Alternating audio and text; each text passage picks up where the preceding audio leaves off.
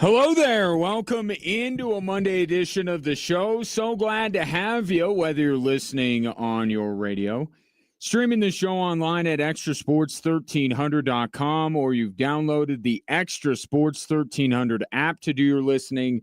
And that app, which is free to download and free to use, is sponsored by Diversus Health, mental health and well-being for all. It will be a veritable cornucopia of sports topics over the course of the program. Of course, we have Monday Night Football coming up at 5. Still plenty of time to accomplish what we want to accomplish, don't you think? 719-247-1313 is the number if you want to call or text into the show. Corey Roldan from KKTV will be my guest in hour 2. Let's start with the Denver Broncos, as we tend to do on Mondays. The performance yesterday by the Denver Broncos reminded me of the performance that perhaps you and I put in the day before a holiday. And we are in the middle of the holiday season, just had Thanksgiving. Christmas is coming up for those who observe. Or even if you got a vacation coming up, you have something on your mind that's maybe more important to you than the task at hand. How do you handle that day of work? Because you still got to be productive. You don't want to get fired going into a holiday. But the work that you put in, the entire time you're looking at the clock, you're just trying to get through it, be as productive as you absolutely have to be, but no more than that, because you got to get going to this bigger thing you got coming up. Party, vacation, holiday, whatever it might be. That was the Denver Broncos yesterday. They were as productive as they needed to be. They didn't pull out a lot of, no trick plays, no Bo Nix heaving 30-yard bombs. It seemed very, very straightforward, the game plan. And it was a game plan that if it worked, which it did, it would get the Broncos in and out of Vegas as quickly as possible and on to what is more important to them. And I say all that not begrudging the Denver Broncos at all, because they do have something bigger on the horizon. They have the toughest stretch of games they've had all season coming up, and all of them with an immense amount of consequence to them as they now take back over the number 1 seed in the AFC. This is not a criticism of the Denver Broncos whatsoever. This can be construed as a criticism of the Vegas Raiders because they're not good enough to even mount a challenge. And make no mistake about it. Look at the final score all you want. That game wasn't close. The Broncos were in no danger of losing that game at any point yesterday. And they knew that. They knew that as long as they didn't wet the bed, they were going to beat the Raiders. So they punched the clock, they put in a full 8 hours, and they got the heck out of there. And it was the perfect week to get RJ Harvey going. And that was my biggest takeaway on a positive note, is that they needed to show that RJ Harvey was at least somewhat capable of replacing what they lost in J.K. Dobbins, at least somewhat capable of shouldering the load that J.K. Dobbins had. And they hadn't done that against Washington. And I didn't like Sean Payton's answer, like they just didn't let us run. Well, you impose your will on a lesser team, which Washington was. Couldn't do that back-to-back weeks. And they didn't. RJ Harvey was very good yesterday. 65 yards on the ground, another 25 or so in the air. Scored a touchdown. Look, As Sean Payton always likes to say, they're going to play in bigger games. They will also play better teams. Right? Every single one of these teams remaining on the schedule are much, much better than the team they played yesterday. So the job's not finished in that regard. RJ Harvey running over the hapless Raiders is not enough to convince anyone that RJ Harvey in the playoffs is going to be able to be that guy. But you got to start somewhere. Right? You had to start with some game, and Washington would have been better, but Vegas, pretty good option as well. And the added benefit of establishing RJ Harvey, featuring RJ Harvey, is that if he were to run the ball well, as he did yesterday, that clock just continues to run. That might have been one of the, I don't know what it was in terms of the actual time, length of time. That game felt quick. I'm just sitting there watching RJ Harvey run the ball, and all of a sudden the third quarter's over. I'm like, wait, what? Where did this game go? It was quick. It was a quick game. But the Broncos did enough to win the game, but also not too little that it leads anyone to go, the Broncos, are they all they cracked up to be? If you watch the game, you understand what yesterday was. Yesterday was, we don't have to put forth that much effort to beat the Raiders. We don't have to get that creative. We don't have to pull out all the stops to beat the Raiders. And it shows you where these two teams are in relationship to each other. This, again, is a compliment to the Denver Broncos. They are much better than the Raiders.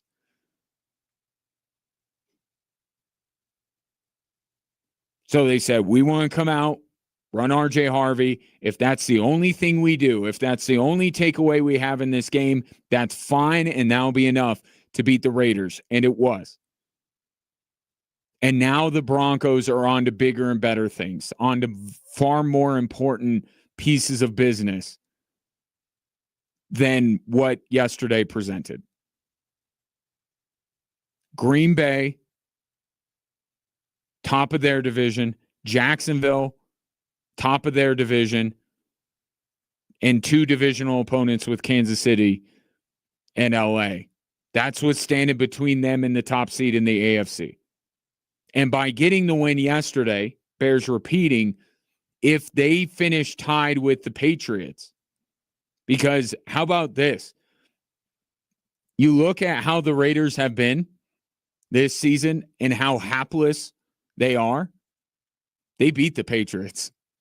Week 1, remember that? All the way back week 1 in September.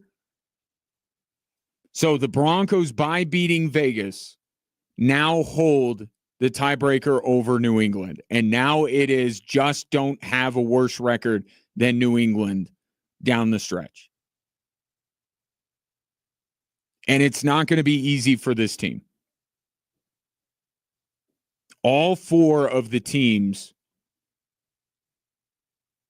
will have something to gain by beating the Denver Broncos.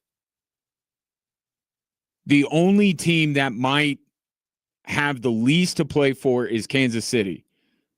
But again, divisional opponent, Holiday in Arrowhead. Chiefs they're going to try and beat the Denver Broncos. They won't be mentally checked out at that point. Now, is it going to be good enough to beat the Denver Broncos? We'll talk about that in a couple weeks. But certainly 3 of these 4 teams have a lot to gain by being the Denver Broncos. They're in division races. They're in playoff races. Broncos, if they take care of business, the division won't be on the line when they play the Chargers, but where are the Chargers going to be? Chargers are going to probably have to try and hold somebody off. So this is easily, you look at any 4 other group of 4 games, on the Broncos schedule, this is the most difficult. And then you add in the consequence of it, of what the Denver Broncos are trying to earn. First, the division. Goes in that order. First, the division, then home field. This is their biggest 4-game stretch of the year. But this was the game. This was the Friday or the Thursday before the long holiday weekend. This was the day before Thanksgiving. This is Christmas Eve. This is we just got to get through it. Okay? Can't mess up. Right? Can't mess up. So we still have to be locked in to an extent, but we're not going to overexert ourselves in order to beat the Vegas Raiders. And also, we're not going to try out a bunch of new fun things so Green Bay and Jacksonville can just sit there and take notes and be better prepared for us in the next couple of weeks. Because that's one thing that not to look too far ahead, we got to discuss this game, but looking forward to the Green Bay game, I think that game being in Denver, how unfamiliar these two teams are with one another, I think is an advantage for Denver. So why? I don't know if Sean Payton has some things up his sleeve. I don't know if he's thinking about featuring somebody that we're not thinking about or whatever have you, but it reminded me, to make another analogy, like what a lot of Division I college football teams do week one.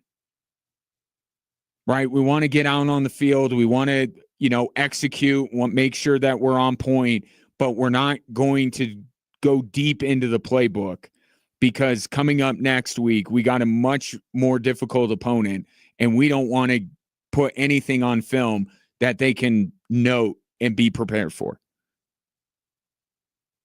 So yesterday was the perfect day to put in the minimum amount of effort without raising too many eyebrows about who the Denver Broncos are. And yes, the games ended up being another close game, but again, if you watched it, the Broncos were never in trouble in that game. Never. And they scored and with the day before the holiday weekend analogy continuing, I mean, they put in all the work they needed to from 9 a.m. to 10 a.m. Right? When's the last time the Broncos scored a touchdown on the opening drive? Everything about that game was, let's jump on these guys. Let's get out in front. Let's do our thing. Let's run this clock and let's get out of here because we got some massive games coming up and there's no reason to overexert ourselves because of the Raiders. And the Broncos get it done. But the most significant thing, again, and I'll take your thoughts on it at 719-247-1313, it has to be RJ Harvey.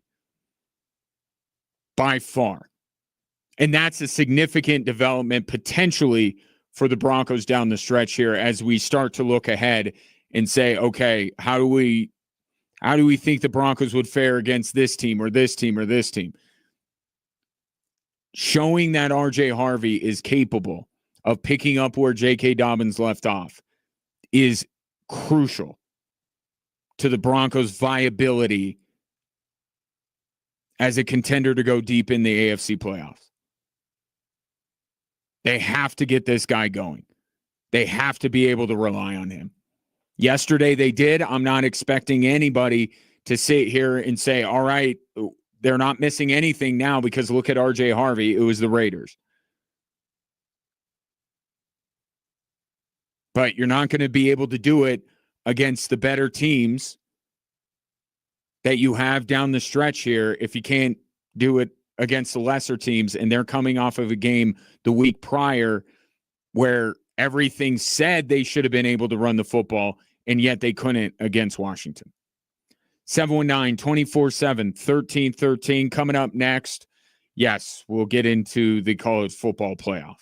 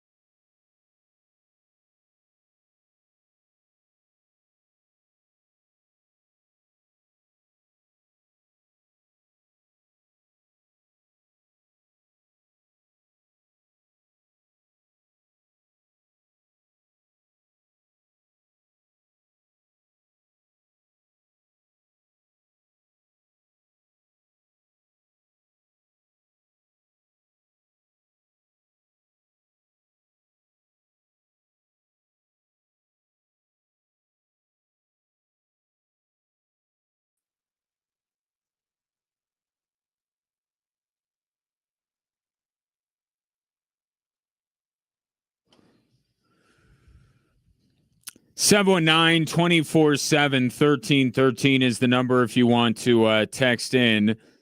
Brett asked if I had the Raiders plus 6.5. No, I cannot relate to Dave Portnoy on any level of humanity. What a clown that dude is.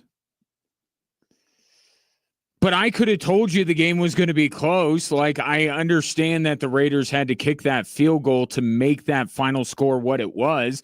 But if you had asked me going in, I probably would have taken the Raiders because every game the Broncos play is a one-score game. I know you don't, in betting, you want to get too caught up on trends. It's like the hot hand fallacy. But, I mean, this is who the Broncos are. Great, best teams in the NFL, worst teams in the NFL. One score. Pretty much what it is.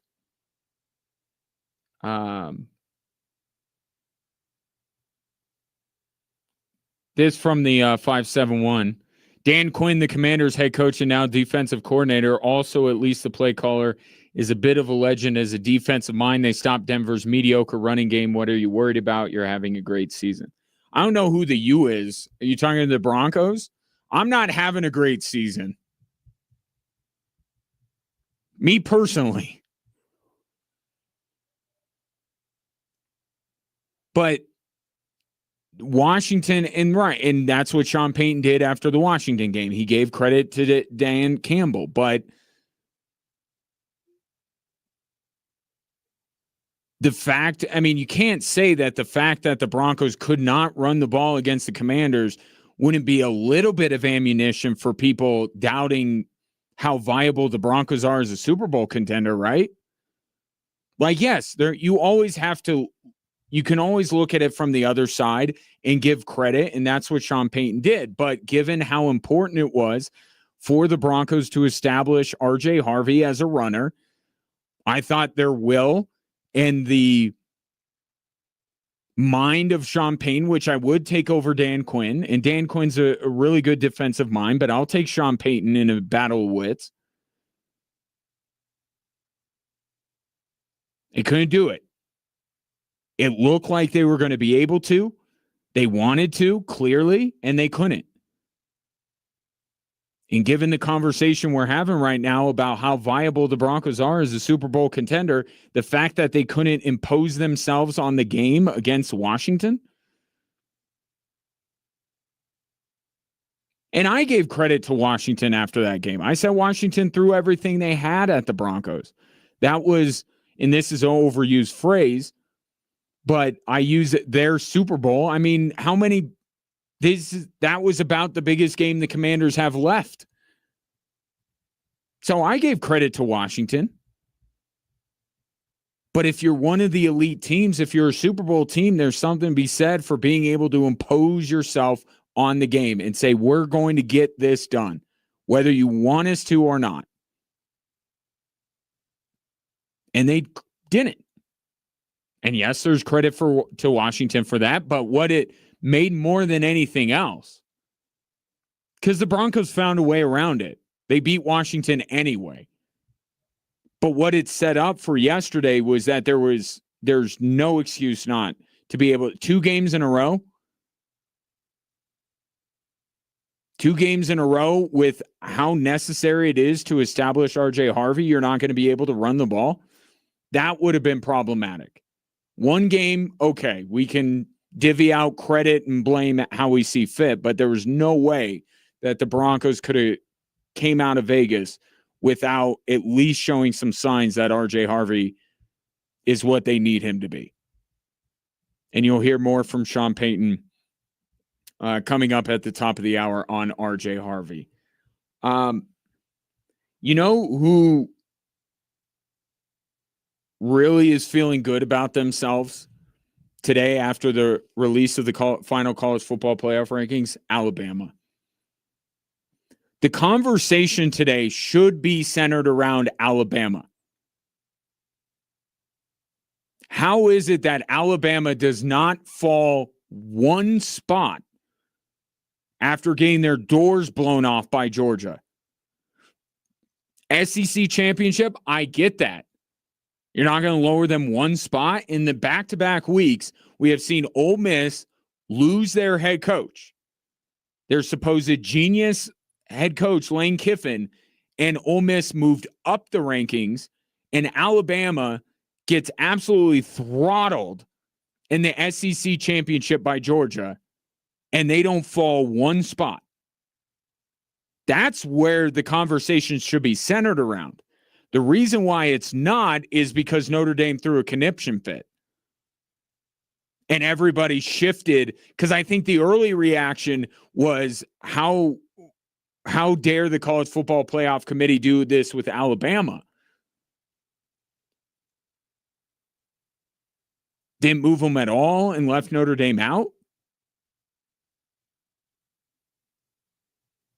But then Notre Dame went on their tirade. They opted out of playing in any bowl games. Their AD went on the Dan Patrick Show this morning, and now everybody's vitriol is pointed at Notre Dame because they didn't take the L well. And that's fine. If you want to call them crybabies and all that stuff, go right ahead. All right. You go on a full tour media blitz complaining about the grave injustice that has been dealt to you, you're going to open yourself up for some criticism. So that's not what aspect of Notre Dame I'm defending. What I am saying is you have to understand that they should be in this field. And I know I said, Alabama is the ones that we should be focused on. But I'm not even advocating for Alabama to be out of the college football playoff. I'm not. I'm just saying you're unmoved. Your perception of Alabama doesn't change at all based on what Georgia did to them. It doesn't make you rethink Alabama at all. You want to know why people think the fix is in for the SEC? Because Ole Miss loses Lane Kiffin and they move up the rankings. Alabama looks like they're playing JV versus Georgia's varsity, and they don't move at all. But again, I'm not saying Alabama should be out. But to the Notre Dame side of this, they shouldn't be reacting in this public of a way. I don't even have a problem with them not playing in a bowl game. I really don't. The bowl system, I mean, unless you're a group of 5 team, if you're a power 4 team, if you're a national brand like Notre Dame, yeah, I'm sorry, you're not taking the Pop-Tarts Bowl. Right? I don't blame you. But these are feelings that you internalize and you don't go on a nationwide media tour crying because you have to know you're Notre Dame and no one's going to feel sorry for you. But Notre Dame should have been in. And they have to pick a lane. The college football playoff has to pick a lane. What are we trying to accomplish here? Are we trying to get the best teams in, or are we trying to, give the Tulanes and James Madisons of the world a chance to be a part of the party? Because you can't tell me tomorrow that Tulane or James Madison would be able to compete with Notre Dame.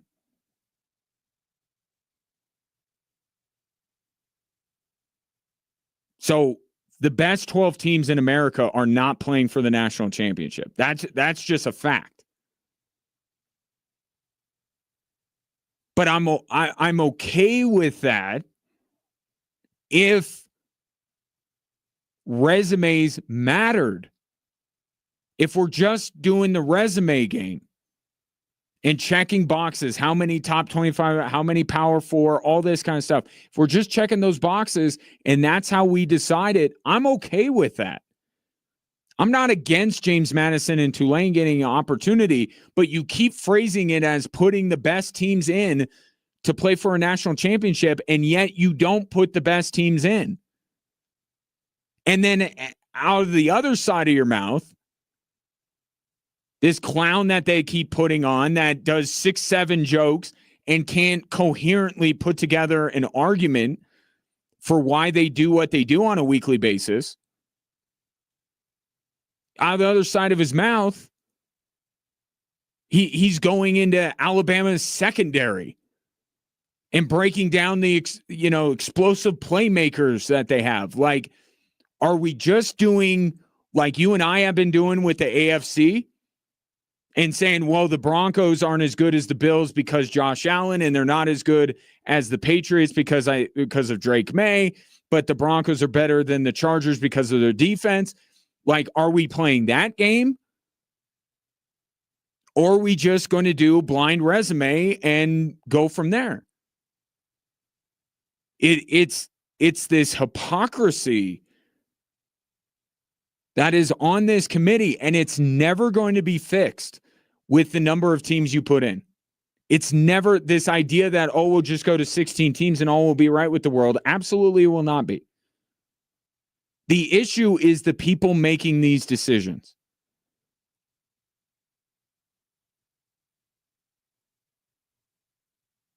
And they need to be bound to an agreed upon set of criteria. And if we're going to be talking about Alabama's secondary and how good of a quarterback Ty Simpson is, then we need people who are more qualified to speak on that than the people they have in that room. Then let's get the AP voters, who we don't even care anymore what the AP has in their poll each week. Get those people, get those minds that are actually very sharp minds that cover the game. Put them in that room.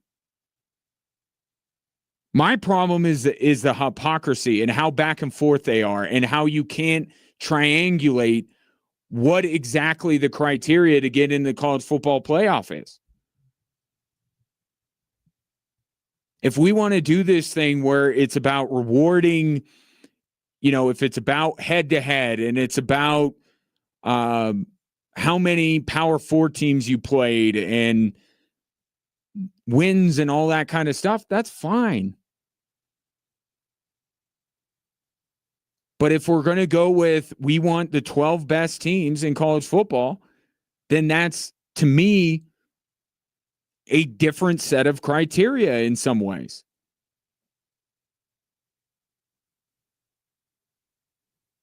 And they just, until they come to that decision, until there's a standardized way of doing this, like, I don't know, a computer ranking system,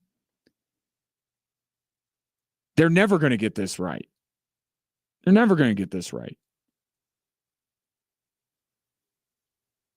I'm all for access for the little guy. Right? If that's what you want to do, then do it, but go full bore into it.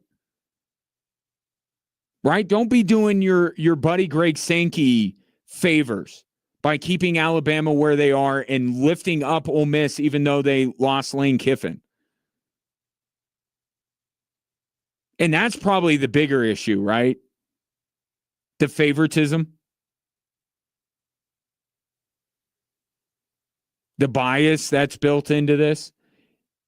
There's a hypocrisy in terms of how they're judging one set of teams versus another set of teams, but there's also a above that, there's a bias towards which schools appear on ESPN regularly, which ones will get the most people in the neutral site stadiums. There's a whole nother ball of wax that has to be dealt with. The fact that they have to think about what's going to fill up the Orange Bowl, what's going to fill up the Fiesta Bowl. I know the Fiesta Bowl is not a stadium, but you know what I mean. The idea of coming up with the brands that draw, and you say, well, if they were doing that, Ryan, they would have put Notre Dame in. But yeah, but that's another bias. That's another bias. That's another issue they have. What overruled the brand of Notre Dame was the fact that they have power over college football that they don't believe is commensurate with where they are now. The power structure has shifted. And Notre Dame needs to get in line, and they need to join a conference. And they need to stop having their cake and eating it too. That's the message that they were trying to send. So that superseded getting a brand name, a draw that would pull fans into whatever stadium they put their games in.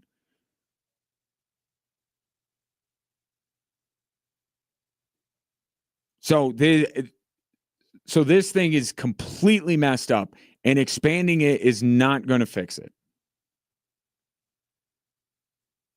And when you get a bunch of guys in suits that have biases, that have a good old boy network, you're always going to get some of these decisions. But at the very least, let's please be consistent in the way that you are choosing these teams. You want to get in an X's and O's conversation about how good a team is? That's fine. You're not qualified to do that. Put Kirk Herbstreit in there. And I know that's probably not the best name because people are kind of on Kirk Herbstreit because of how much of a shill he is for the SEC because the SEC is in bed with the ESPN and yada, yada, yada. But I'm just saying somebody like that. Let's get somebody who does grind film, somebody who does watch all the games.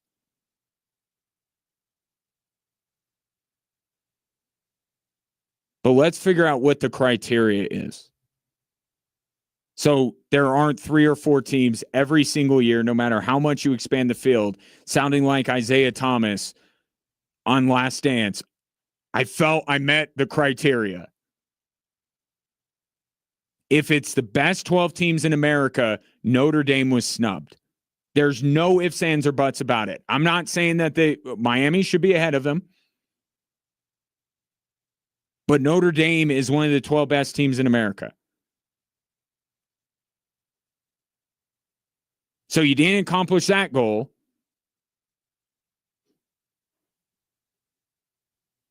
So what was it that you did? How are you making these decisions? And every time that dude, I forget his name, but every time that dude pops on my television, I feel like I want to be the guy on at the end of Billy Madison. Nowhere during that incoherent ramble did you ever come anywhere close to a rational thought. I award you no points, and may God have mercy on your soul. I'll take your thoughts. 719-247-1313. Did they get it right? And if they didn't, how could they have made it right? Corey Roldan of KKTV will join me. He has strong opinions on this subject, and I look forward to hearing them from him. Coming up next, a first in the career of Jamal Murray.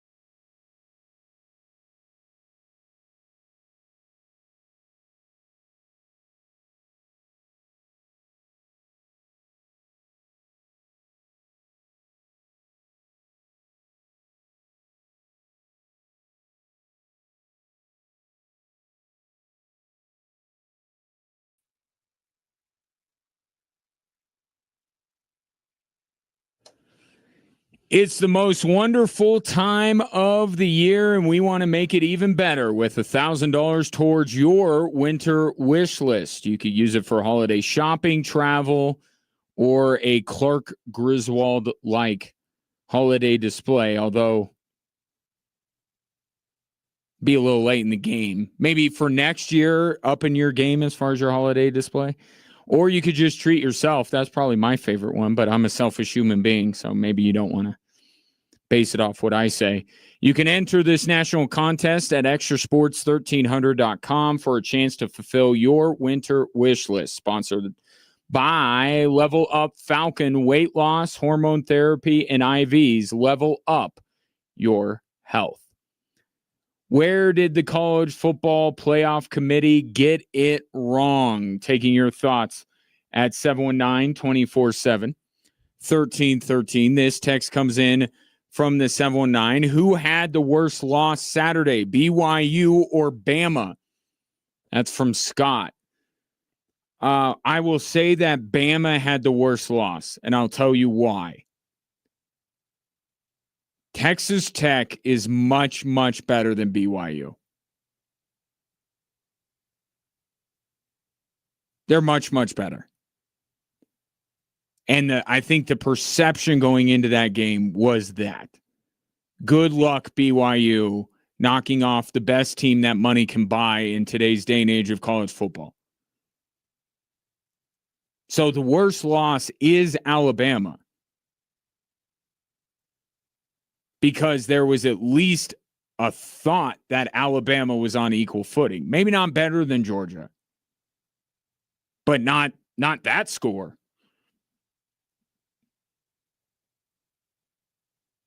So if you show me the two scores, or I watched the two games, Texas Tech, BYU played out about exactly how I thought it was going to. But I will tell you, I was a little bit surprised that Alabama got housed.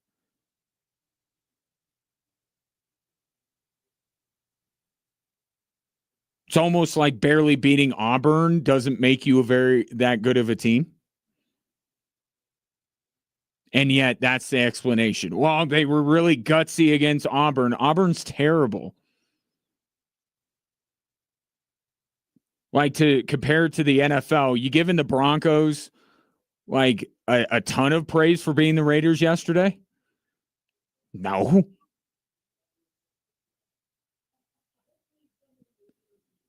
But the worst loss was Alabama, which makes the fact that they stayed right where they are an unconscionable decision. That you had to make them pay. I'm not saying they have to be out. Alabama's better than BYU. If we're going in that direction, Scott, Alabama's a better team than BYU. I'm not advocating for Alabama to be out, but I'm saying it makes my eyebrows go up when it seems like these SEC teams, even though Greg Sankey whines constantly, where they say squeaky wheel gets the oil. No, there's no squeakier wheel than Greg Sankey. He thinks the entire SEC should just play out the college football playoff without anybody else. But I'm not saying Alabama should be out. Or certainly against BYU. Could we include Vanderbilt? I don't think so. I'm okay with Alabama getting in. I just think that it adds to the level of frustration when it seems like the SEC teams are Teflon.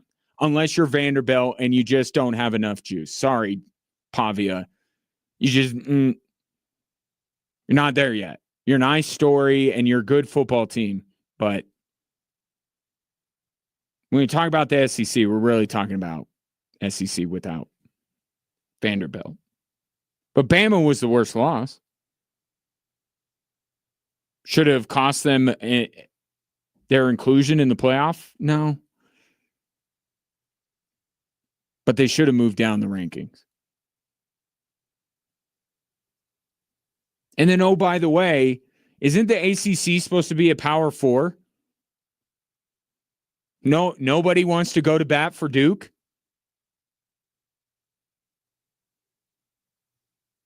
They won their conference. You have and that's another thing. We got to abolish conference championships. Duke won. Maybe I'm just in the NFL mindset, but I know we have champions of the AFC South every year, and we turn up our nose at it, but they won their division. The Colts, the Jags, the Texans, they won their division. Duke won a Power 4 conference. And I know they didn't deserve it up until that point, but nobody wants to make the case Duke should be included. I'm not saying here saying I want to. I'm using it more to point out how conference championships need to be abolished.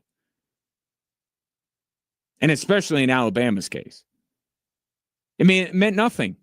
It meant nothing. Georgia destroying them meant nothing. So then just get rid of them. And then we don't have Duke ruining things. And they were taking great pleasure. I think they tweeted out this gif of Tony Stark when he is testing out his weapons in the desert and like raises his arms out, like Merchant of Death type stuff. Like that's the little victory Duke is taking in all of this. But I'm not saying they should be in either. Let's just not have a conference championship. Tom says Notre Dame has gone over on other teams for the last 50 years for their name and following. I don't feel bad because they got screwed once. How does it taste, Notre Dame? And look, I get that.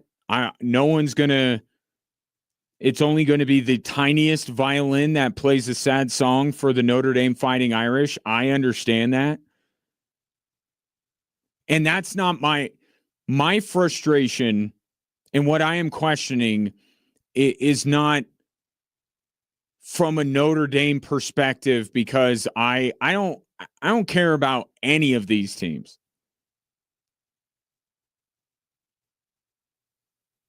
Right? I have no dog in this hunt whatsoever. So I'm not crying on behalf of Notre Dame, and I'm saying the fact that they have been so public with this perceived injustice, just it opens them up, and I'm okay with anybody trashing on Notre Dame, calling them sore losers, crybabies, do the whole thing. I have no problem with that. And what you're saying, Tom, there, I'm good with that. And you're right. The brand of Notre Dame has gotten them a long way in their lives. And maybe there's a separate conversation but this is what the College Football Playoff Committee was trying to do. They're trying to knock Notre Dame down a peg because they can't look at Reese Davis with a straight face and tell him that Notre Dame's not one of the 12 best teams in America. This was a message, and that's probably part of why Notre Dame's crying so much about it, because I think they realize that this is a message that's being sent. They were trying, the College Football Playoff Committee, college football in general, is trying to knock them down a peg. And you may feel like they deserve to be. I'm not arguing that today. Notre Dame happens to be the poster child for this today, but go back a couple of years. We had the debate. I took up for Georgia. The last year that was 4 teams. Many of you took up for Florida State. But there were 2 teams there that plenty of people were arguing should have been and got snubbed, and the criteria was all over the map when deciding that 14 playoff field. That we can all agree on. And Notre Dame's just and to a lesser extent BYU. I know some people are taking up for BYU. They're real borderline for me. I don't have the same reaction, honestly, to BYU being left out.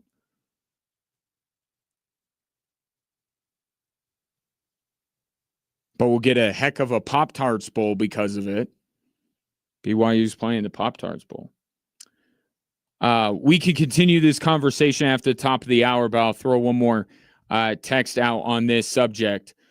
Hey, Ryan, money trumps common sense in college football playoffs. Until they get past that, they'll never get it right. The amount of money allocated to the schools is ridiculous. A team like Notre Dame not to go because of it is absurd. I don't know if allocated is the right word, but the amount of money generated. Yeah. But they have to protect their investment, to your point, right? Why doesn't Alabama move one bit after getting blown out by Georgia? Because of the brand. To Tom's point, why is Notre Dame break every tie out there leading up until this year? Because they're Notre Dame, because of the brand.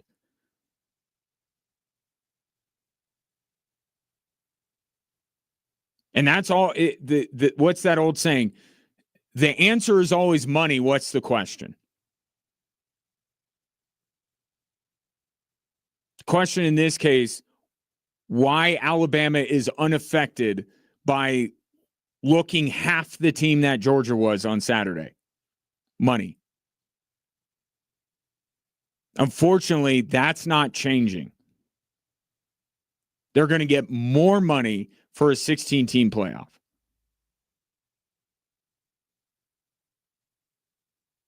And that, I fear, makes it so it'll never be fixed, to your point. It'll never be fixed.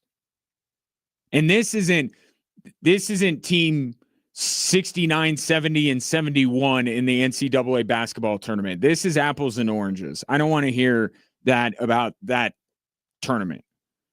If you don't get in, then you have only yourself to blame.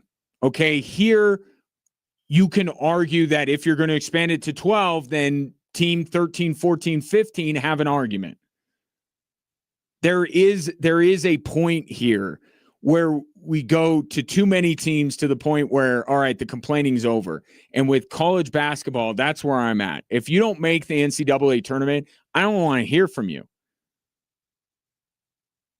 You play how many games? There are how many teams getting in? If you're not in, then just go to the NIT or go away. But in college football, we're still in this mode where there are snubs. There are legitimate snubs. And when there are, the criteria for choosing these teams is called into question. And the biggest thing, again, for me, is they can't even coherently explain why they do what they do. Which tells me exactly what the texts are saying. Money. What is in the best interest of us financially? Like, we can give a little bit. We'll give some to James Madison can be a part of it. Tulane can be a part of it. But the real meat and potatoes of this tournament is going to be what generates us the most revenue. And if we can send a message to Notre Dame to say you're not bigger than college football and you need to get in line and not take all your money, right? You guys share it with the rest of us. They'll do that too. 719-247-1313. Sean Payton on RJ Harvey's big day after this.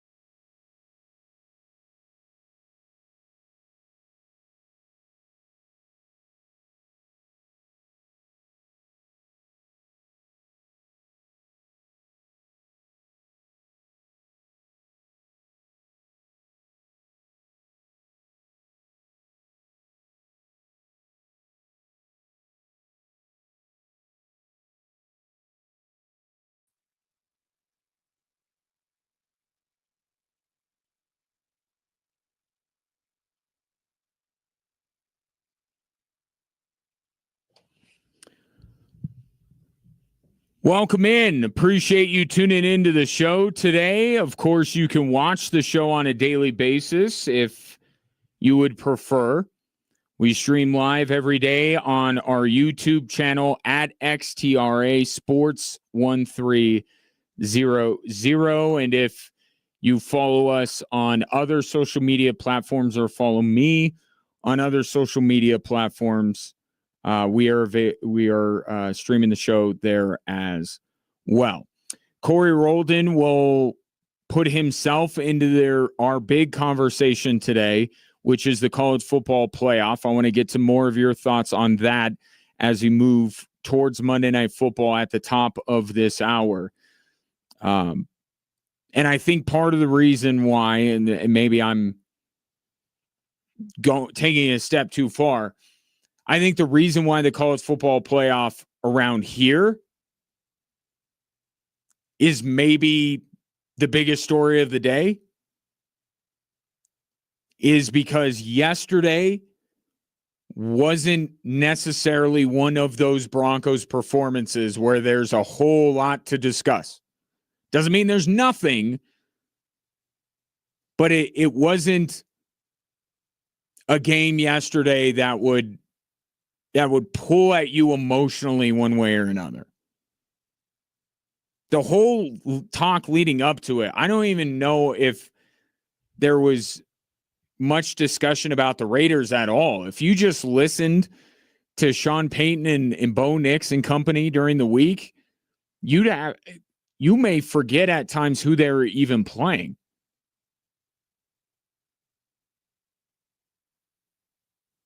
It very much was not about the Raiders. And I don't think yesterday was much about the Raiders. That was not we got to do this because the Raiders present this. No, it was about the bigger picture. Now, one thing I will say is Sean Payton told CBS that he was looking for a signature win.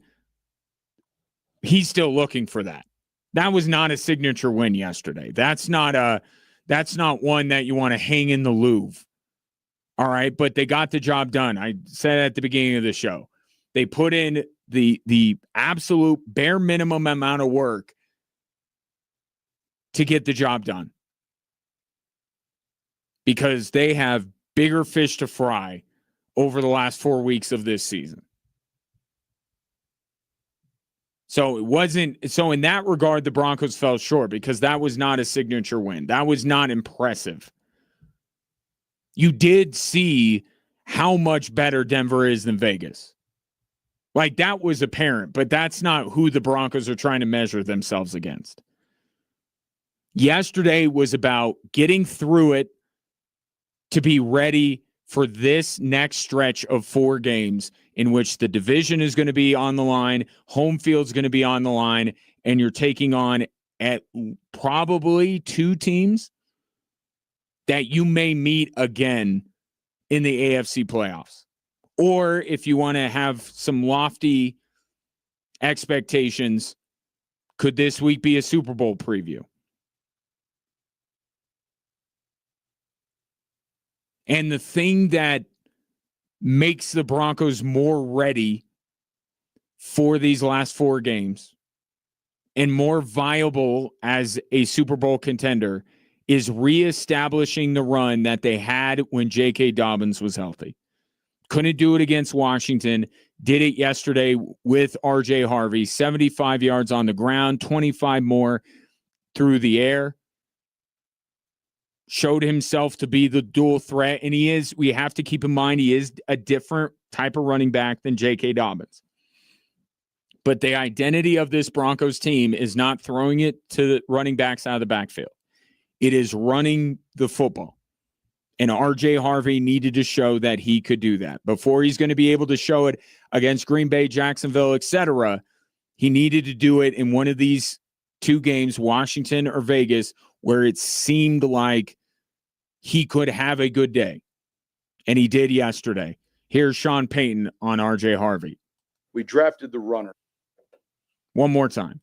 We drafted the runner. And I mean, like what we saw from him as a runner, and then we saw enough his senior year as a receiver that we felt but it was like the opposite with Kamara. When we drafted Kamara, we drafted the receiving threat, and then it was like, wow, we saw something different when we handed it to him as well. And with RJ, we drafted the runner first. And when you see him, you guys have spent time with him. He's quiet, but he's put together. He's short, but he's put together well. And so he's grown up quick, because of the injury to JK. And that further illustrates my point, is that they drafted RJ Harvey because they believed he could run the football. Not that they were seeing the future and that eventually he'd be called upon to be more than just the complement or the second guy to J.K. Dobbins. Okay, because that's what the plan was.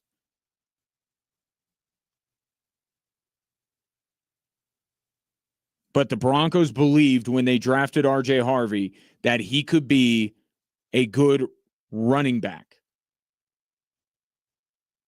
Emphasis on running. And you saw one of the big traits that he had coming out of UCF early in that game yesterday. Right? He's running and he gets absolutely decked by a Raiders defender. Put a big hit on him. Able to spin out of it, get a few more yards. One thing at UCF,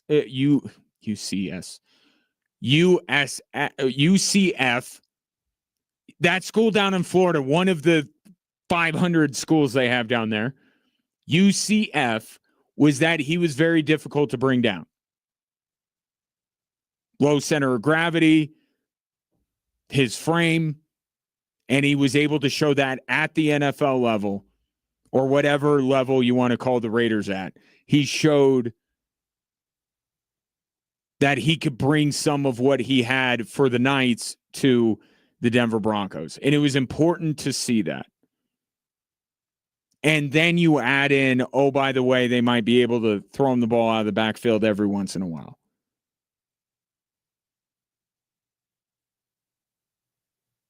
But the reason why getting that from RJ Harvey yesterday was so important.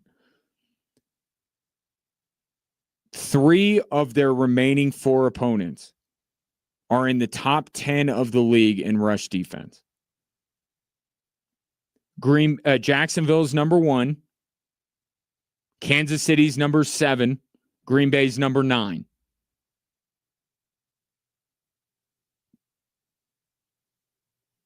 They will have tougher. RJ Harvey and the Broncos run game will have tougher tests than yesterday.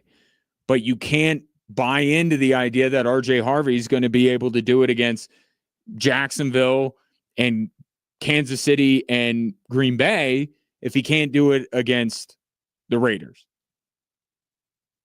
So that's where you have to start. And you notice, too, looking at the bigger picture here, RJ Harvey runs the ball as well as he did. Wasn't it a good performance from Bo Nix yesterday? That's not a coincidence. It's not a coincidence.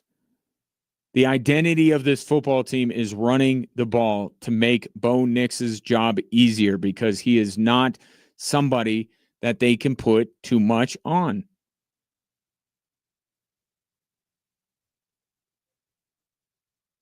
But I thought, not a lot of fancy stuff going on. I was exactly right that Evan Ingram you saw against Washington, that guy was not likely to pop up again all season because that's the role that he has with the Joker. It's just that matchup he had with Bobby Wagner, it seemed like, was one that Sean Payne wanted to exploit. But we didn't see an encore performance from Evan Ingram. We saw some important third down catches from Cortland Sutton to keep drives going. But overall, I thought Bo Nix had a fine day. Not eye-popping numbers, not give the guy the MVP, not he's elite. But it was a really good day, really efficient day. Why? The run game was good.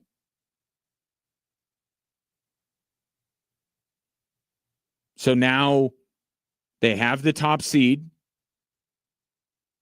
They got the tiebreaker now with New England, so they just got to finish with the same record.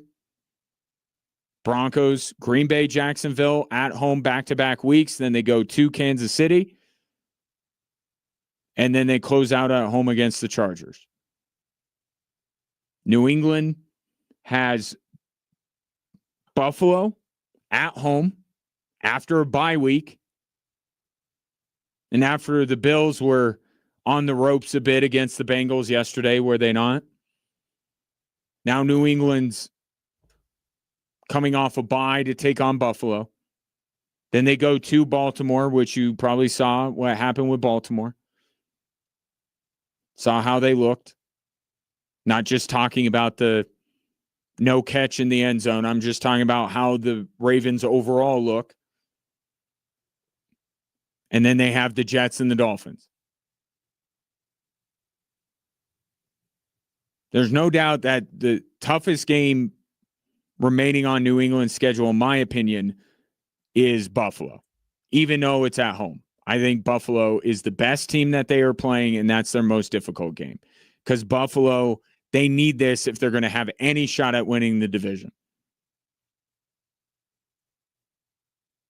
Their second most difficult game at this point might be Miami, with all due respect. But even if you still say the Ravens are the second most difficult game, still their schedule is easier than Denver's.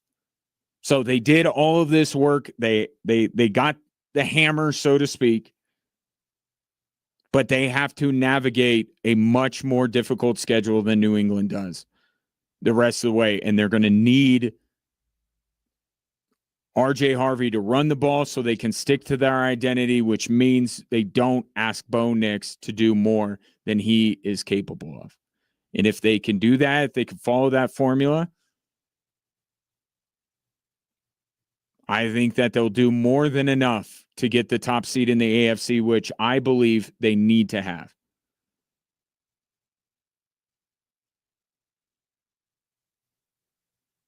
I think they need to have the number one overall seed, but they'll do enough. Now, Corey Roldan is joining me coming up next. Get his thoughts a little bit on the Broncos, but I really want to get in the college football playoff with him. But I was telling Corey earlier, this might be the week that the winning streak comes to an end for the Broncos, but all hope is not lost for them to get the number one seed, even if they do lose to Green Bay. But we can get into that subject as the week progresses. For now, I'll take your thoughts on where the Broncos sit and how they performed yesterday against the Raiders. 719-24-7, 13-13. Corey Roldan next.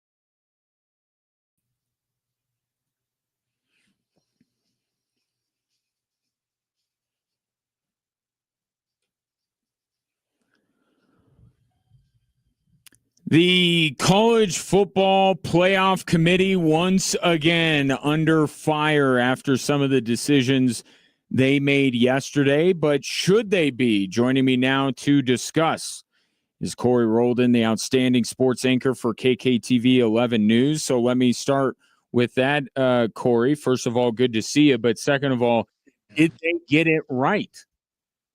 Well, let's see here. For our radio audience, he has just put on a Tulane hat. Roll wave. So clearly Tulane should not have been in, according to you. That's what that means, right? You put on the hat. That means, roll wave. We'll get to Tulane in a second, but to the most part, I think they got it right. I think what made this so chaotic is the ACC's handling of how they do their conference championship, their rules, their tiebreakers, so to speak, Ryan. If they would have done what the American did, which was the two highest ranked, if you're tied, the two highest ranked college football playoff teams meet in the championship. If they would have done that, it would have been Miami, Virginia, and we're not having this conversation about Notre Dame today. Now, with Alabama, they have 3 losses and they got embarrassed. I would have put Notre Dame and Miami in it. I understand why you have to put Miami in before Notre Dame, just because head-to-head matchups matter, okay? They do matter. So with that aspect, I think they did get it right. I liked the top 4 seeding. I would have put Georgia over Ohio State, but that's just me. I like that there's 2 group of 5 teams. Obviously, I have a Tulane hat on. And for all the people that say Tulane doesn't deserve to be on there, let me ask you guys a question. What 2 teams has a win over a Power 4 conference champion? It's only 2 schools. It's Alabama, and it's Tulane, who beat Duke in the non-conference schedule, who Duke won the ACC championship. Tulane also has beaten Northwestern, bowl team in the Big Ten. They have also beaten 2 then-ranked college football playoff teams in Miami and North Texas. So their resume is pretty good. What do you do to eliminate or to stop the group of 5 from having 2 teams? I think they need to at least be 1 or be some set standards. If they do that, I know I'm going on a rant here, Ryan, but that's why I want you on, is to go off on a rant. So keep going. So what they need to do, okay? They need to set standards. You need to be top 20 in the college football playoff. If you're a automatic qualifier, let's just say a top 5 power champ, you need to be in the top 20, which Tulane was in the top 20. James Madison was not. They were 25th. So then it seems like the group of 5 every year is getting hurt by having success. If you remember last year, Boise State was the 3rd highest ranked champion, so they had a bye. Tulane was the 4th this year. If this was by last year's standards, they would have had a bye. They don't, because they changed it because of Boise State, if we remember that. Next year, are we going to 16 teams? Like, when does this process end? I don't think it's ever going to be perfect. I think college football as product's been great. I also think people who don't want Tulane or some of these schools don't love college athletics, because upsets and Cinderella stories are all what college sports is about. If you remember Gonzaga back in the late 90s, if this was the same thing, they would have never gotten a chance to make their run.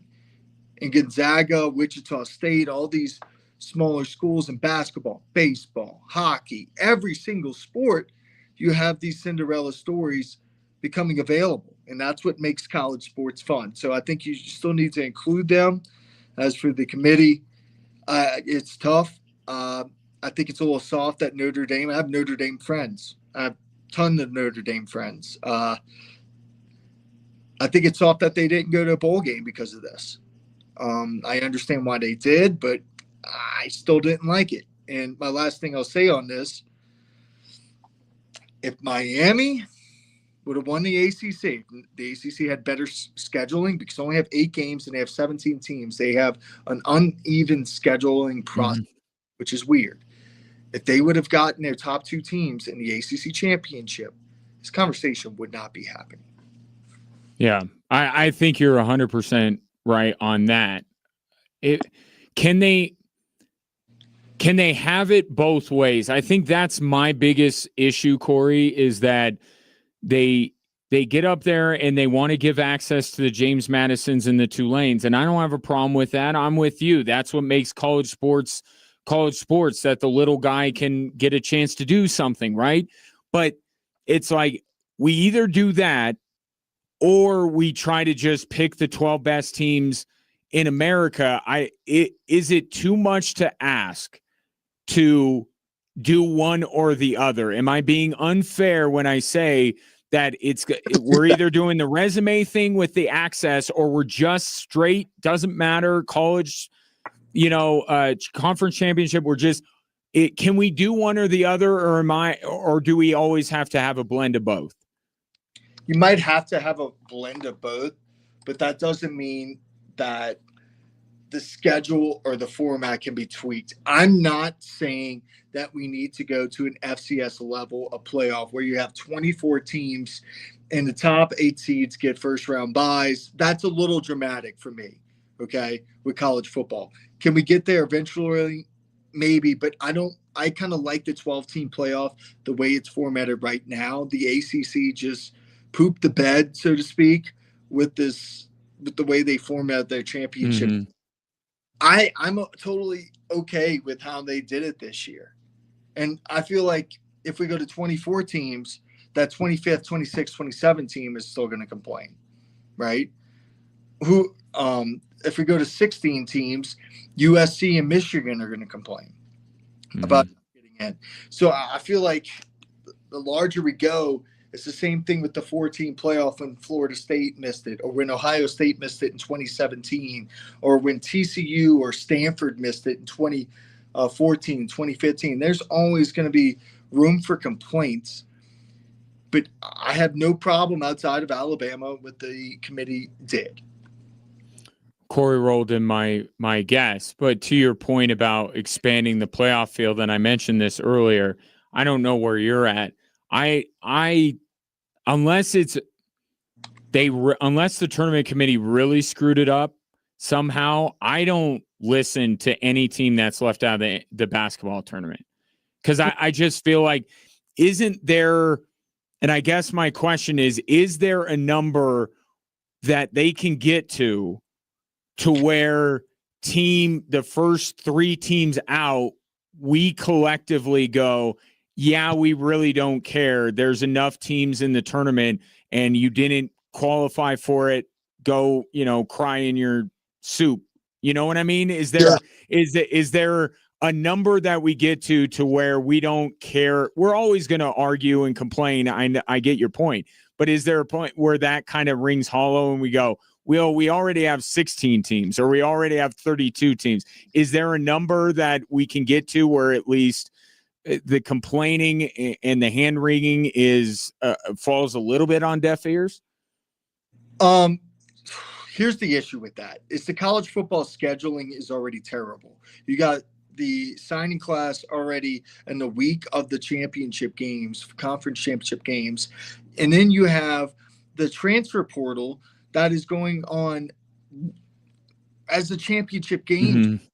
So if you add more of these teams, you need to go further into August when your start date happens. So the season ends on January 1st. That's the first thing that has to happen.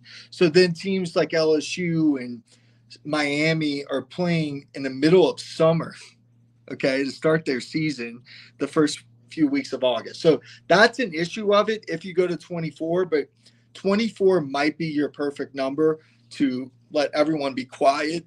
Whoever gets in, gets in. At that point, do you do 6 auto bids? Maybe. And then everybody else is at large. I don't know. I don't know how you do that. I like the 12-team playoffs.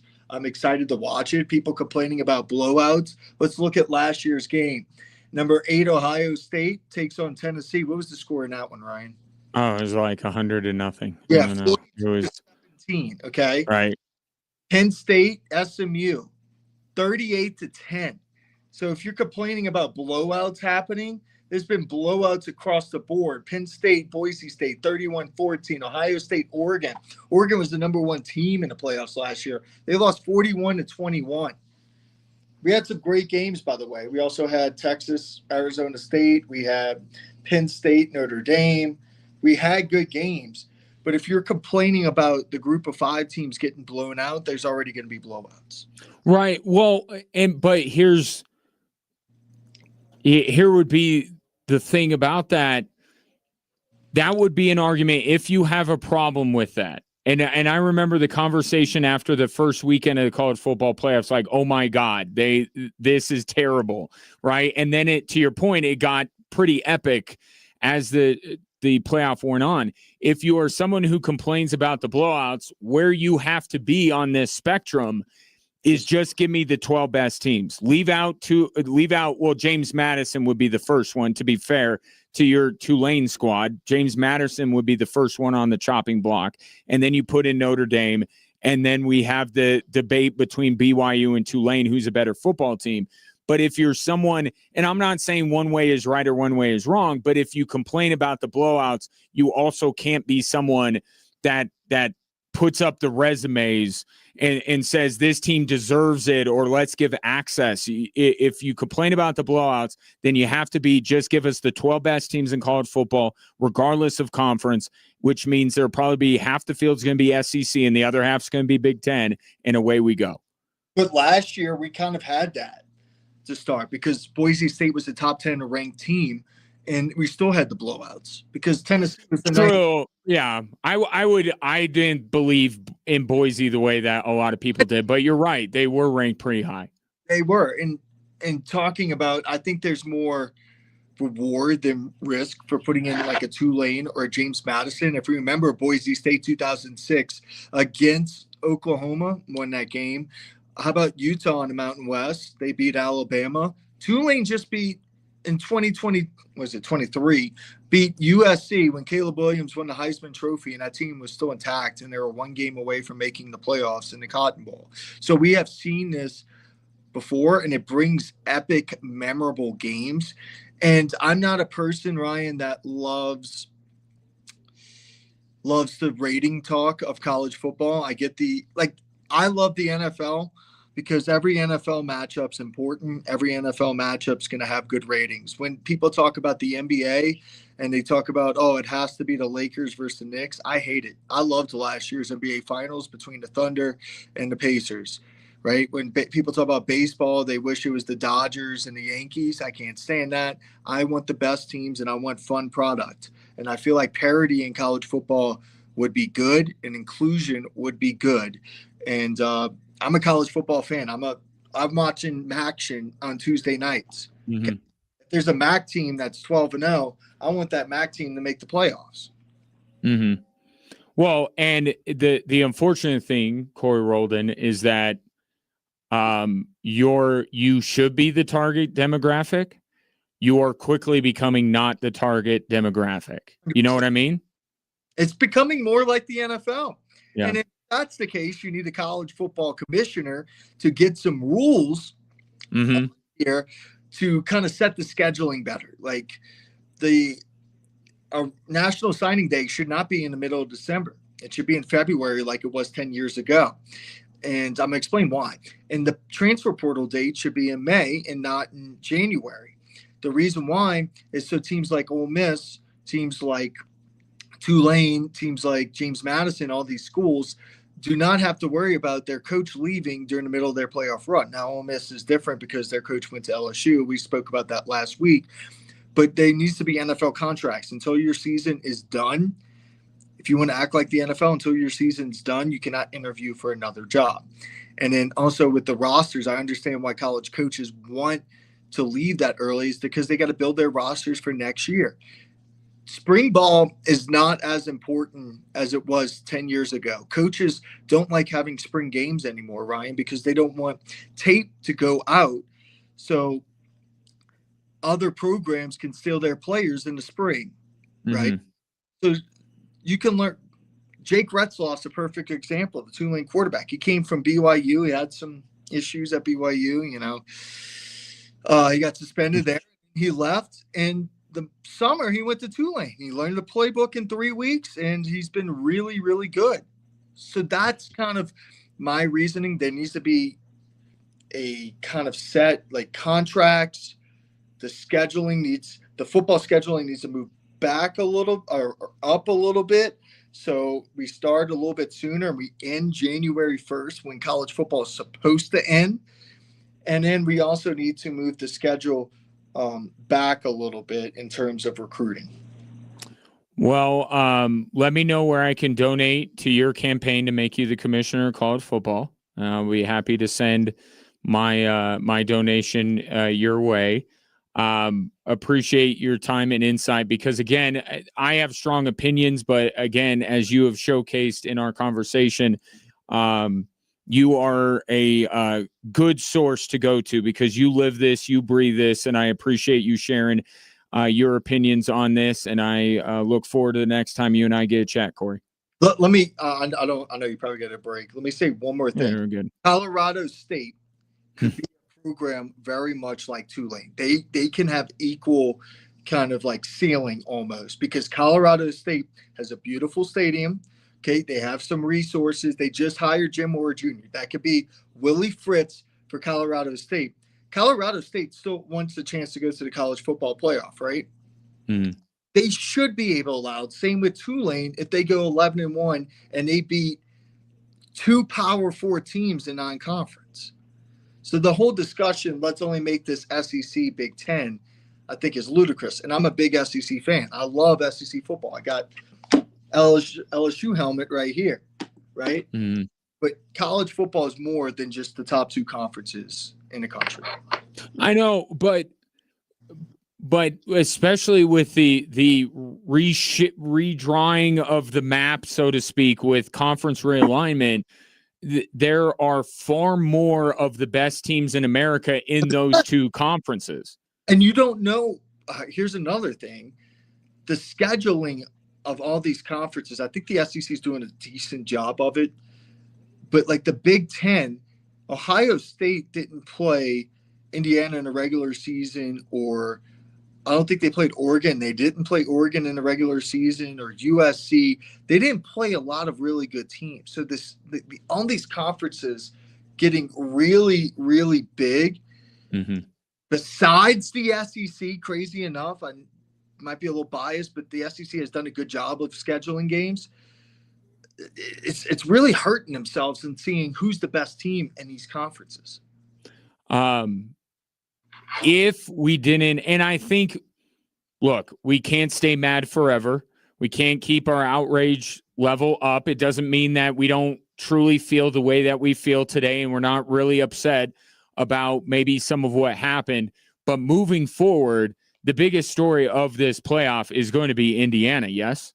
Oh, 100%. Kurt Cinetti, that might not be one of the best hires in recent memory. That might be one of the best hires in all college sports history. Indiana, a doormat, one of the worst programs in the country in the history of college football in the Big Ten.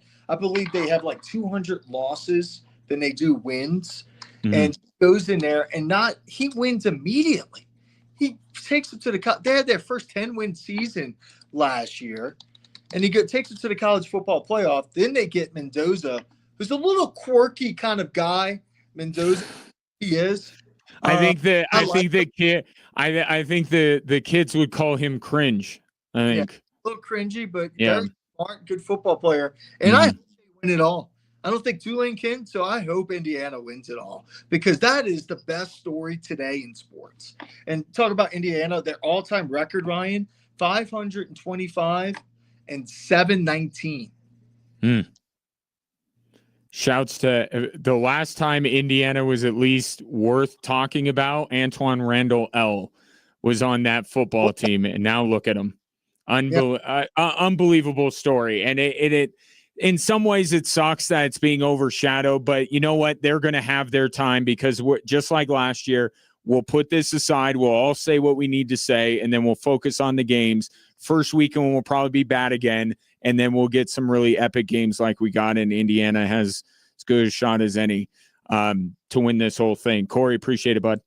Appreciate you, and don't be surprised if there's an upset on December 20th. As he adjusts the Tulane hat, Corey Roldan, KKTV 11. Check him out, 5:30 and 10 on a nightly basis. Take your thoughts, any remaining thoughts you have on this subject, because again, I think we're justified in our feelings, and this is a worthwhile conversation to have in the moment. By the way, the college football playoff does not start this weekend. You know, they could do themselves a favor, the committee could, to get together with big college football and get this thing going and move us on, but they don't. And so we got a little bit of time, and this is what we want to talk about. But Indiana is a phenomenal story. Phenomenal story. And they will matter more than the flaws. And because I didn't like Boise State getting as high a seed as they did at all. I'm okay with the access part of it, but I'm one of those. I know it cost Corey's team this year. I didn't think Boise should have gotten a bye. That was ridiculous. And it showed, right? It was proven right on that. So it's a progression in this new brave world of college football. We'll complain about the playoff because it deserves to be complained about. This is well-founded. They don't know what they're doing. And then we'll lament the fact that the games in the first round are blowouts. And then we'll get some pretty epic college football from there on out. At least that's what it was last year. And that's the only other year we have to go on with this current format. 719-247-1313. Take your thoughts next.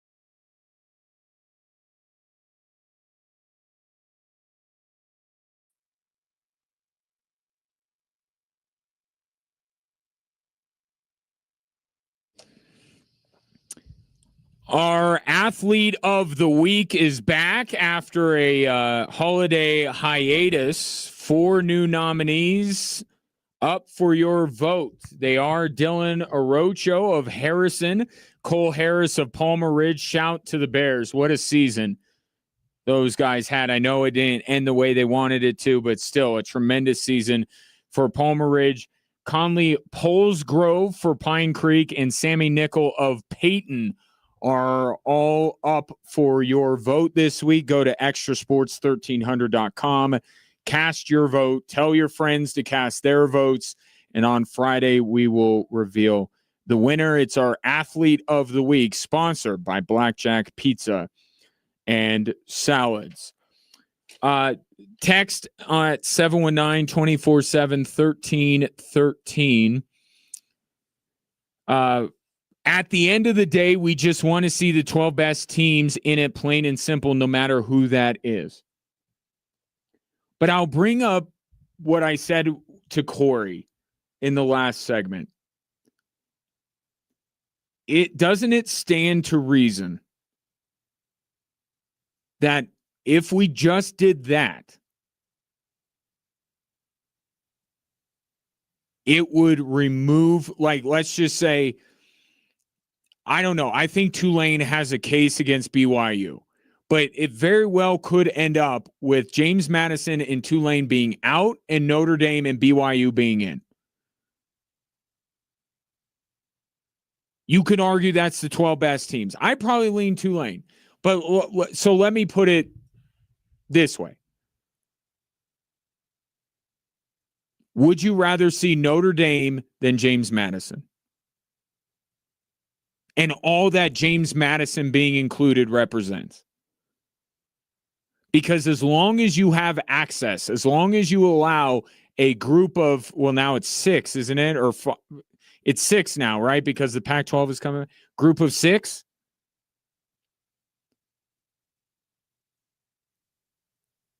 James Madison is in because of rules that are on the books to allow, and last year is Boise State, to allow them to have access.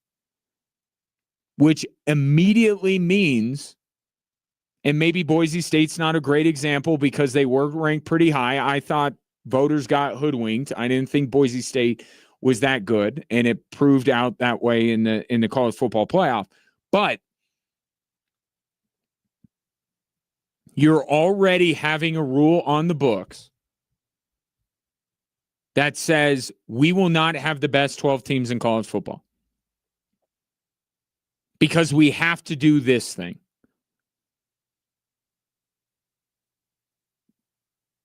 So I think what leads to much of the frustration is I don't know that they're, and this is where you have to give the committee a little bit of grace here. Their job is difficult. And they're already having to set aside one spot for this when maybe that team is not one of the 12 best in America. Boise State was deemed to be last year. And that's just my main thought here is, can they keep having it both ways? Can we do the access and letting the little guys get in, or do we just need to say, College Football Playoff Committee, first of all, you're all gone and we're getting ball knowers into that room. People without ties, people that don't bend the knee to Greg Sankey, people who just watch ball and know it. We want those people to rank the best 12 teams, regardless of conference affiliation. And that's a better way to go than to have your foot in both camps and be trying to make a football X's and O's argument about how good Alabama is, and then making a resume argument or trying to reward a Tulane because they scheduled up and trying to reward them for that. That's just kind of where my head keeps going to. is I don't know that we can keep having it both ways.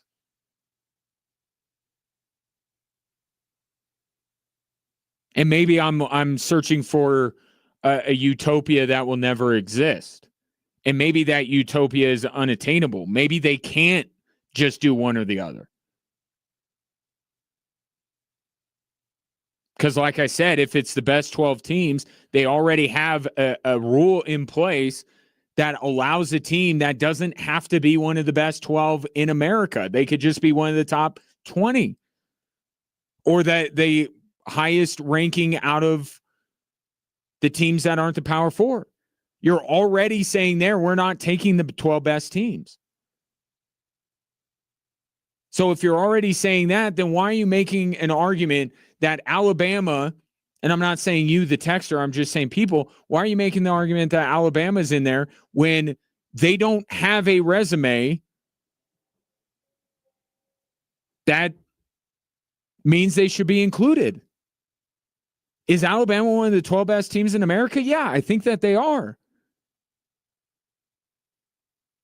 But that's, again, my biggest problem with these people is that it's the resume matters to this team, but not to this team. This team, we're just going eye test.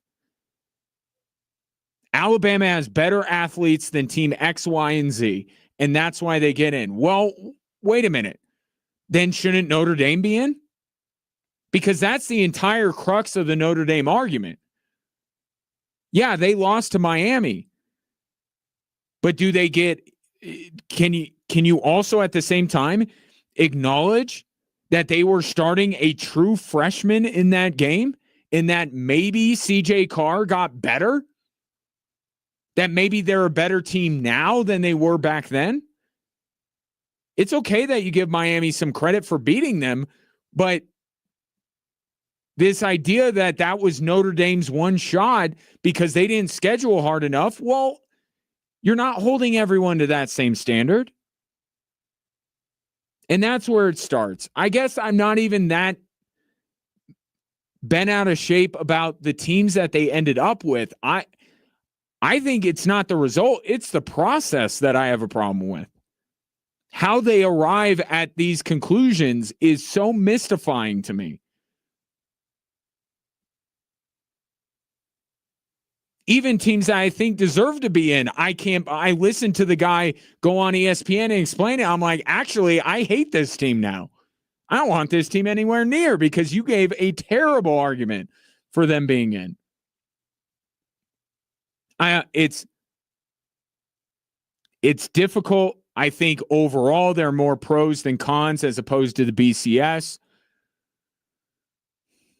Because it is, at the end of the day, as frustrated as we might become, it is a fun thing to talk about, whereas railing against a computer is not as fun. It's better than what we had, but that doesn't mean that we can't continue to push in order for it to be better.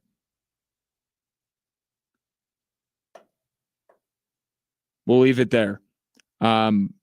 More time tomorrow. I miss on the Jamal Murray named Western Conference Player of the Week, which is significant. I'll get into the significance of that coming up tomorrow. More on the Broncos beating the Raiders, and more importantly, the road ahead for the Denver Broncos. And maybe if you ask nicely, I will rip into the Kansas City Chiefs and their absolute hubris and why that is tearing down this dynasty. But I have to leave it there. We got Monday Night Football coming up. I do want to leave you with this. When it comes to testosterone replacement therapy, the real MVPs are Synergenics and Low T Center. These guys are the originals, the trusted experts who've been doing this right from the start. And they use pharmaceutical-grade testosterone, not that sketchy compounded stuff that you might get from other places. That means you know exactly what's going into your body and that it's working the way it should. And here's a big win. They accept most insurance plans, while other clinics and online services are charging you sky-high prices for labs, testing, memberships. Synergenics and Low T Center keep it affordable and transparent. They've helped thousands of guys get their energy, focus, and drive back, and they can do the same for you. Don't wait. Go to trtmvp.com. That's MVP.com and book your appointment today. The real MVPs, Synergenics and Low T, ready to help you get your health back. Enjoy Monday Night Football. Talk to you tomorrow.